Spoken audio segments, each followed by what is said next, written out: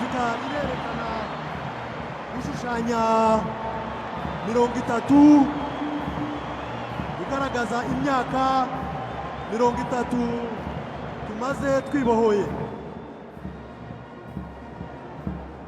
As you can see, the band has formed the figure 30 to mark 30 years of liberation. As you can see, the band has formed 30 to mark 30 years of liberation.